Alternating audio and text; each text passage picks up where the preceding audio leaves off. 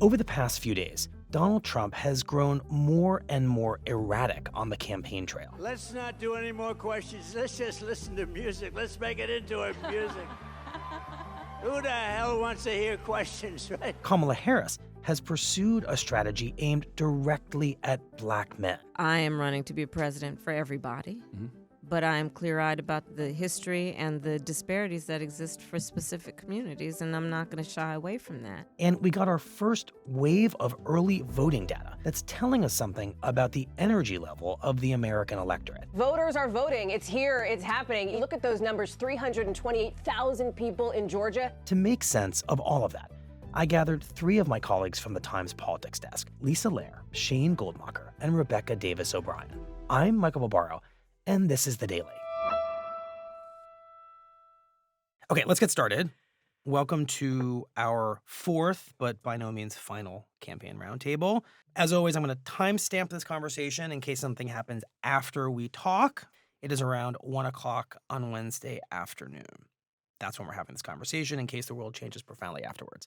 On to the roundtable. It feels, friends, like we're seeing in this final stretch of this race these very heightened versions of the two candidates' behaviors. One deeply disciplined, the other not at all. So let's start there with the truly erratic and for some alarming behavior of the Republican nominee, Donald Trump, over the past few days. What happened? What explains it? Why, if at all, does it matter? So I think your point is a really good one. It's erratic, but also deeply on brand for Donald Trump. And it's a number of things, but the most striking one happened on Monday night, where Donald Trump was at a town hall in Oaks, Pennsylvania. And that's, a normal kind of campaign thing. People ask questions, he responds. Right. It went a little awry early. Two people passed out. They had to pause it. Also something that, Happens. sadly enough, yeah, happens pretty frequently. Right. People are waiting a long time. It's hot. They're standing up. Yeah. Older people, it can be difficult. But then it went really awry. How about we'll do a little music. Let's make this a musical fest. Oh, looky. Basically, 30 or so minutes in, Donald Trump sort of stopped the entire event and decided that the whole audience would listen to his Spotify list. So put on Pavarotti singing Ave Maria. Nice and loud. Turn it up louder. We want a little action here. Turn it up louder. But it wasn't just like he didn't just do like a musical interlude No, and got back. it was extended. This is a man's world. Almost extended. 40 minutes of Correct. him playing DJ, which Yes. he likes to do, but just usually not in public. So what's happening on the stage? He's dancing. He's dancing. Yes, Kirsty Noem, who is supposed to be interviewing him at this event, is also dancing, kind of trying to follow his moves, the fist pumps, the hand waves. But this went on for an extended period of time. It's not generally what a past and or future potential president does in the final 3 weeks of an extraordinarily razor-tight campaign. I just like to imagine what the average voter would think, seeing Donald Trump with his kind of hands splayed while Kristi Noem looks confused. And then he just ends it. I mean, it's a very strange, we're laughing, but it was also part of a week of strange and alarming behavior. Right. But I do think there's an important, so while he was dancing, I was with Harris on the other side of the state at a rally event she was having in Erie, Pennsylvania, which is a really important swing county, particularly for Democrats. And she is on the stage, several hundred miles west, assailing him as erratic, which was the word we used here, and also as like a really fundamental threat to some foundational American principles. So he was playing into the choice that she is really trying to present to voters in these final And Lisa had a weeks. story about this. What's really interesting is she's made two cases against Trump, both that he is personally an unserious man, but also that he poses a serious threat to the country. And then across the state, he's, of course, giving evidence, at least of her unserious claims, as he's standing, swaying, dancing at his own rally. Right. And on the serious threat claim, I think the bigger problem is the enemy from within. he's also feeding into that claim as well. It should be very easily handled by, if necessary, by National Guard, or if really necessary, by the military. He was out this week in an interview on Sunday talking about how he would potentially deploy the military to target liberals who, oppose him. Adam Shifty Schiff, who's a total sleazebag, is going to become a senator. but I call him the enemy from within. including some members of Congress. That, Lisa, is not just erratic behavior. Arguably, that's potentially a profound abuse of presidential power if he were to win.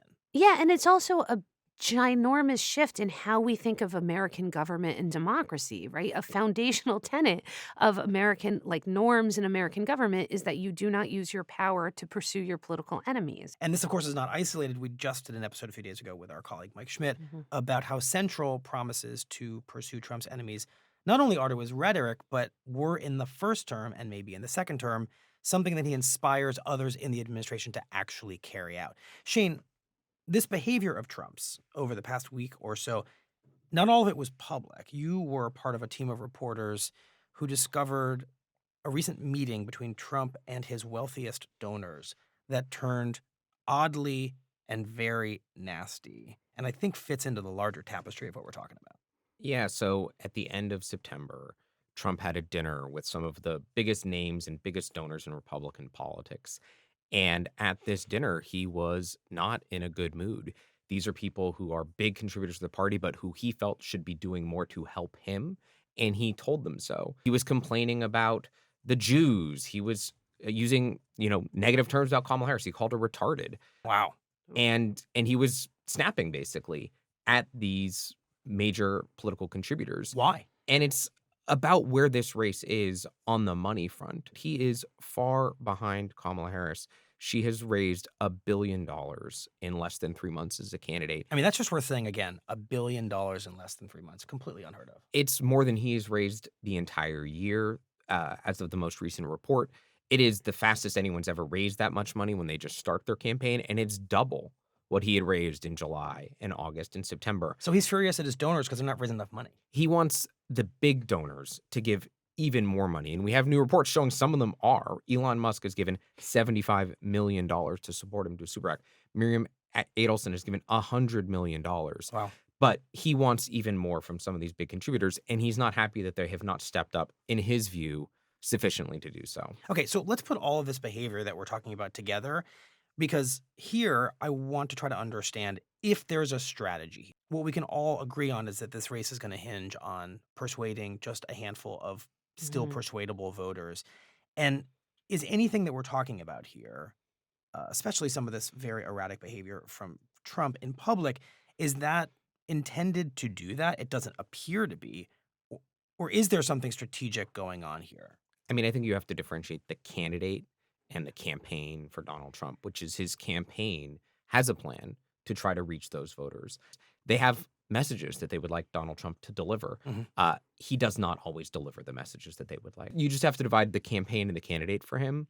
And you see with Harris, there's not that clear divide between what the campaign wants her to be doing and what she's actually There's a doing. more unified. And that has way. come back. I think, it's important to note that supporters of Donald Trump have said, she's so staged, she's so scripted. This becomes a sort of a theme for her.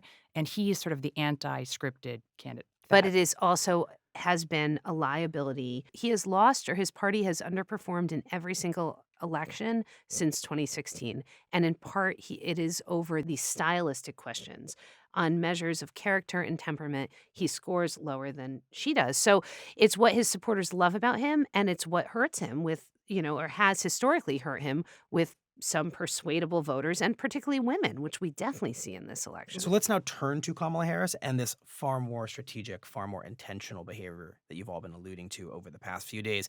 I think that was very clearly demonstrated by the way in which she has been focused this past week on a single constituency, and that is Black men. Polls show, and you guys can better explain this than me, she's vastly underperforming Joe Biden with that group of voters. A very complicated thing to contemplate given that she herself is Black and Joe Biden is not. And she went on The Breakfast Club, a show hosted by Charlamagne tha God.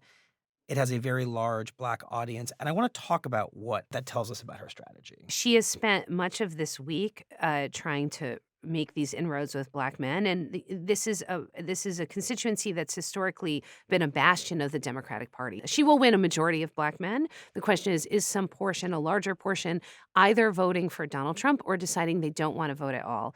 So she's been trying to win them over, and it's largely through policy plans. She's been talking about, economic plans, housing cost plans, all sorts of things like that she thinks will benefit them. But she's also has an ad out. They ran out a new ad that's really directly addressing Black men and sort of hints at this idea of sexism, that maybe there's some sexism implicit. What does the ad say?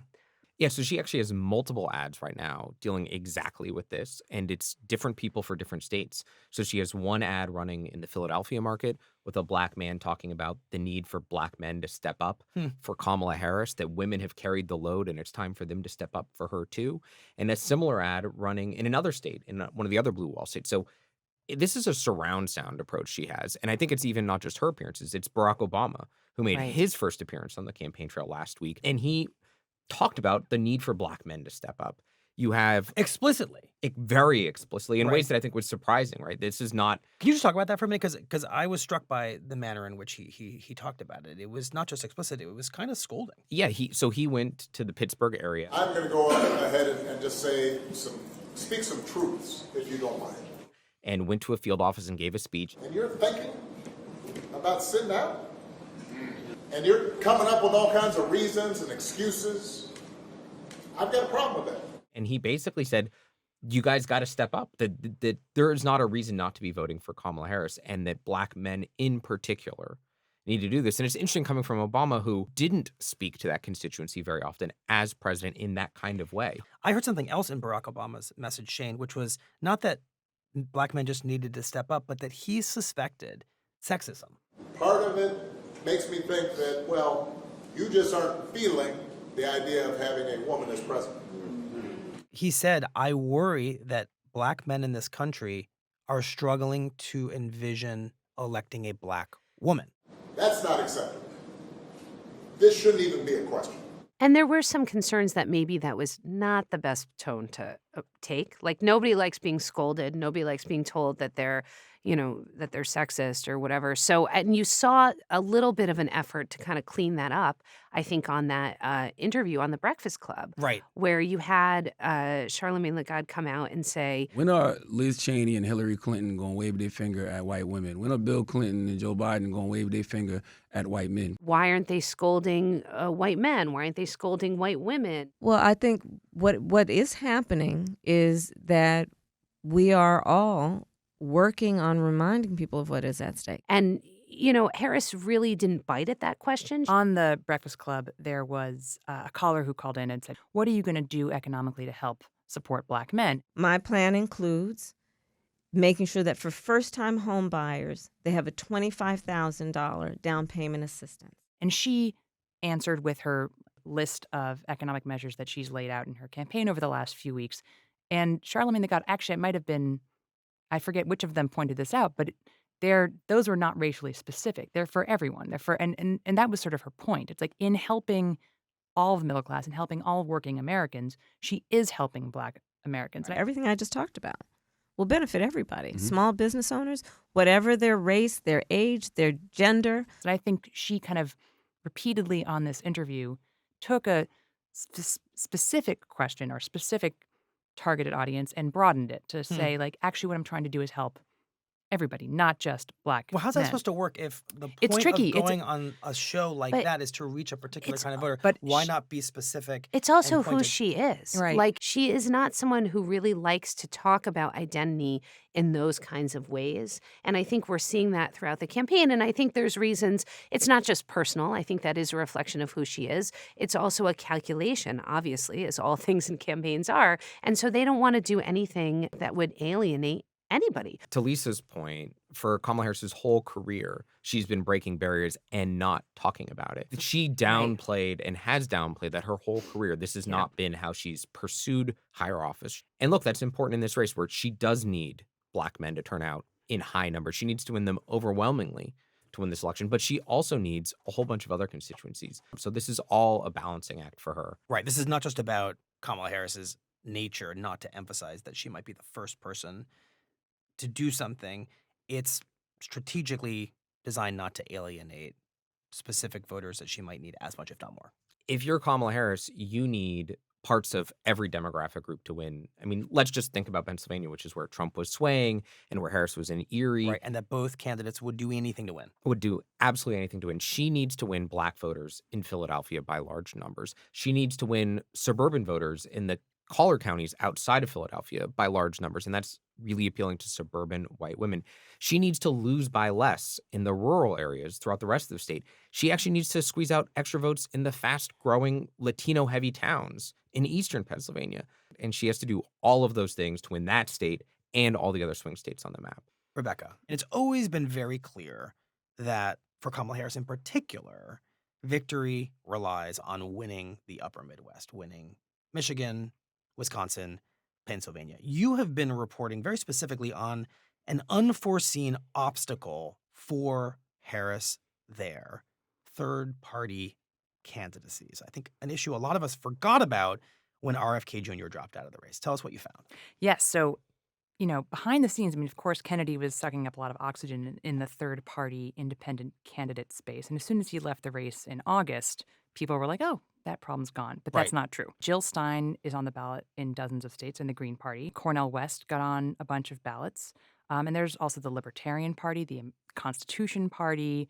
There's a Socialist Party that has whose candidate is on the ballot in a bunch of states as well. In Wisconsin alone, there are 8 presidential candidates on the ballot, including 6 third-party or independent candidates. And this is going to be a similar situation in Michigan, where this could potentially be a real issue for Vice President Harris. Just explain that. It's a real issue for Vice President Harris because in Michigan, as we've seen, there's a sizable number of people, of voters, who have said they are not going to support her because of her stance on Israel and Gaza. There's a large Arab American community, and there's a lot of sort of disaffection with the Democratic Party and their overall approach to this war. Right. We've done an episode about this. There's a group of voters, they're calling themselves the uncommitted, and they are uncommitted to either side because they're very angry about this war. And the expectation traditionally has been that many of them would support the Democratic candidate. Right. These voters may either sit out or they might just choose a third-party candidate as a protest vote, essentially. Right. And now they have many, many options, you're saying, to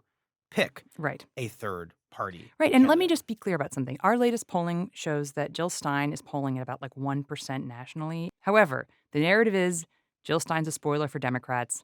It's a very big source of concern. Earlier this week, the DNC actually put out its first ad in these swing states that said a vote for Stein is a vote for Trump, which is about as clear as it gets. I mean, the action speaks louder than anything else, right? It's the Democratic Party that's out there talking about the problems of these third-party candidates. It's the Democratic Party putting out an ad attacking Jill Stein. It's the Democratic Party that didn't want Cornel West to get on the ballots in these states. Their behavior tells you that they think this is a concern because they want voters who might not love Kamala Harris and before that might not love Joe Biden to say it's Donald Trump or, and you don't want a third alternative in that debate. You want them to pick. Right, because the suspicion here, especially when it comes to the uncommitted voters in Michigan, is that they don't really want to vote for Donald Trump. He's even further to the right and pro-Israel than Kamala Harris is. So the notion is, if you just give those voters 2 choices, they're very likely to pick Harris. If you give them 8 choices, who knows? Right. The biggest motivator for the Democratic Party over the past 8 years has been none other than Donald Trump. They have fueled their wins on this very strong wave of anti-Trump sentiment. And even now, views about Trump are really cemented. There's a really, really, really small number of people who are like, I don't know what I think about Trump. So in some ways, for Democrats, this is a fight on the margins about persuading maybe some small number of people who are open to switching. Maybe they voted for him in 20 and they're open to voting for her. But more significantly, this is a fight between people staying home or voting third party or voting for Harris. It's a matter of keeping their forces together, not so much from switching sides, but just getting them out and getting them voting for her. Okay, moving along. This is the very first time on a roundtable that we can really talk about early voting because we now have hard numbers. They're starting to come in because people are actually early voting. We got our first real batch of those numbers on Tuesday night out of Georgia, and the numbers were pretty eye-popping. Let me just summarize them for you. By the end of Tuesday, more than 300,000 voters in Georgia had cast ballots. 300,000 compared with 136,000 voters the first day of early voting in 2020 and 134,000 first day of early voting in 2022, which basically means more than twice as many people voted early this year. I think that tells us something, but what does it tell us?